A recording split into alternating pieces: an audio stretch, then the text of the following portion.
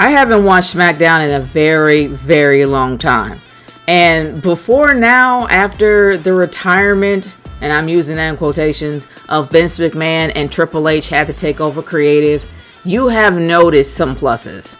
But there are also some negatives that I really saw for this previous Smackdown. Now, I don't have cable since I moved, but I actually have access to Hulu, and I was able to watch the entire show. And I was pleasantly surprised how watchable it was and how enjoyable the main event was. There were a lot of highlights in this show, and there were a lot of lowlights. Now, I'm not going to say that Triple H is the savior of WWE because, well, he just got there. But I will say and give credit where credit is due, this show actually was pretty good and very enjoyable to watch. But even though there were some low points, there were some incredible high points to it. Now, this isn't going to be a review, but this is just going to be my own personal perspective of the highlights and lowlights of this show. So let's get started talking about SmackDown's highlights and lowlights for August 12th, 2022. The first low light that I want to address that I saw on SmackDown that kind of stuck out like a sore thumb, at least to me, was definitely the return of Hit Row, aka B-Roll. I'm sorry. When they were on NXT, they didn't really prove anything to me. They do lack a lot of swagger because of Swerve Scott being gone, and now he's on AEW. I'm sorry. Top Dollar, Ashante the Adonis, and B-Rad. Or B-Fab, I think it's B-Fab. They got a lot to prove, especially Top Dollar. Top Dollar was talking all that mess on social media about how they were treating him in WWE. He's got a lot to prove here. He really does. And I'm sorry, a squash match ain't gonna help them because this isn't their first Rumble. They've actually been on NXT and they have fought before. Now, I know a lot of people saying, well, they're on the main roster. It's their first time. The fact is, this isn't their first rodeo. Now, even though they had a squash match, they have a lot to prove, especially the fact that Top Dollar's mouth can't stay shut. So that doesn't really make me believe that they have anything to offer. And B-Rad or B-Fab, whatever, she sucks. She just sucks in the ring. She sucked on NXT and she probably sucks now. They need to just keep her as a valet until she gets a lot better. She's green as goose crap right now. So she needs to get better in the ring. And in WWE, you can't just be a valet anymore. I mean, there are some people who can get away with it, but now that Vince is gone, there might be some changes. These women have to have something to offer. And I know that people bring up Scarlett. And the fact with Scarlett, she works with Karrion Kross. She doesn't have to wrestle because she is a centerpiece of Karrion Kross's gimmick. So she doesn't have to wrestle. But when it comes to B-Fab, she has to. Because she's the only chick in the group, a hip-hop group, a black hip-hop group, that is. She's got a lot to prove. And she didn't prove anything in NXT. Her matches were horrendous to watch. She's got a lot to prove. And when it comes to Ashante the Adonis, honestly, he's not bad, but he wasn't as good as Swerve. So he has a lot to prove too. I'm not going to really give them any type of credit until I see some changes in those guys. A squash match is not going to be something that's going to make me, oh yeah, they finally arrived. No, they got a lot to prove. And especially with Top Dollar's mouth going all over social media, they got a lot to prove now. And until I see changes, they ain't getting no respect from me, especially Top Dollar. I got no respect for that dude. But anyway, we've already talked about this previously about Liv Morgan and how she was booked at SummerSlam between her and Ronda Rousey. It didn't go well, and it's obvious. Ronda Rousey had the biggest pop I have ever heard since her debut, and even her debut, that pop wasn't all that big. The only thing is that they thought that the screwy finish was going to benefit Liv. It's not. But Liv has been booked as the underdog for a long time now. And honestly, not a lot of people believe that she can hold that title. So she has a lot to prove. And the fact that you had, of course, Shayna Baszler rolling up. And I'm hoping that we get the hardcore Shayna that we had before. From anybody that actually did forget, y'all remember that Liv Morgan was the last person that Shayna Baszler choked out in the Elimination Chamber match. She annihilated every woman in that ring, and Liv being the last one to take that punishment. So do y'all think that she's really going to win and beat Shayna Baszler?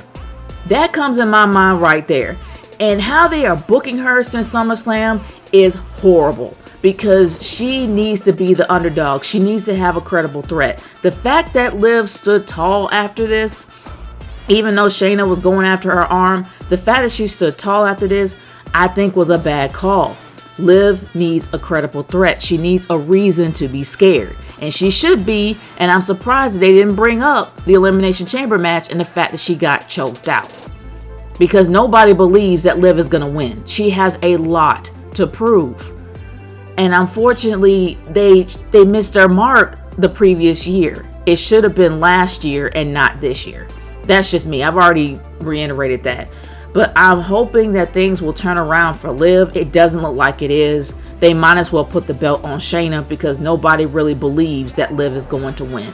And I'm hoping that we get Shayna back. But how they're booking Liv is not really a good thing in my eyes. That's just, I don't think they're booking her very well. But I'm really hoping that they make Shayna the monster that she should have been a long time ago. Now, moving on to the one thing that I was going to really center this video around, but there were a lot of things on Smackdown that happened that I really did want to bring up, and that's the love for the mid-card titles. Y'all know, from those that have watched my channel, I've already reiterated in some Q&As that the IC Championship is one of my favorite belts, because it represents not only so much history, it represents the hard work that the wrestlers have put in to get that title. And it's also known as a workhorse title, because it just showed throughout all the years, from all the champions that held it, from Razor Ramon to Shawn Michaels to Randy Savage, Macho Man Randy Savage, to Randy Orton, to Stone Cold Steve Austin, to The Rock. Everybody you can think of that has held that title has worked hard to get it. And there's so much respect I have for that belt. This match here, which I wish was in New Japan, but hey, it's here. Shinsuke Nakamura versus Gunther. And yes, I will always believe in my heart for him to be Volta, but he is Gunther, so I have to respect that. But anyway, the fact that we had Gunther versus Shinsuke Nakamura with Ludwig Kaiser. I'm sorry, he will always be Marcel Bartel to me. But anyway, the fact that we had this match here, it makes me so happy. It literally just brought, it didn't bring tears to my eyes, but I was just so happy. Like, I was elated after this. Well, you know what I mean. I was extremely happy, I guess, after this match was over. Because you really do want to see an IC champion match that's not only the main event of the show. You want to see them feel like this belt is worth something. And over the years, from the matches that I've seen with Irvin, it really did show me that that belt meant something to a lot of people. It meant something to the wrestlers that were in that match. And it meant something here. Even though I don't like the design of the belt, it doesn't matter. It meant something to Gunther, and it meant something to Shinsuke. And that's what I loved about it. And even though the in-ring general won, which I think it was well deserved, and honestly I think that Gunther can bring a lot more to the title than Shinsuke at this moment, it was probably one of the best matches I have seen to date as of right now for SmackDown. They are finally giving love to the mid-card belts, and that just made me so happy to see, because they deserve love. The US Championship as well as the IC Championship, they have a lot of lineage, and they should be respected, and it showed here for the IC Championship. I hope they keep it up. I really do. Not to have the IC Championship every single night, no. But at least do something with it. At least bring some meaning to a belt with that much lineage. But anyway, guys, I want to hear your thoughts about the SmackDown for August 12th. What did you think about it? Do y'all feel the same way that I feel about Hit Row? Because I really don't have any respect for them at this point because they haven't earned it yet, at least not for me. But I want to hear y'all thoughts on that. What do you guys think about the booking of Liv Morgan? As well as, do y'all want the hardcore Shayna to come back and start wrecking fools right and left? And I also want to hear y'all thoughts about Shinsuke versus Gunther. Like, what do you guys think about that match? Do you guys feel like that they're honestly bringing back love to the IC Championship? Or do you want to see more of it or not? I really do want to hear what you guys think about this. But anyway, y'all, that is it for me. I will talk to y'all later. Peace out.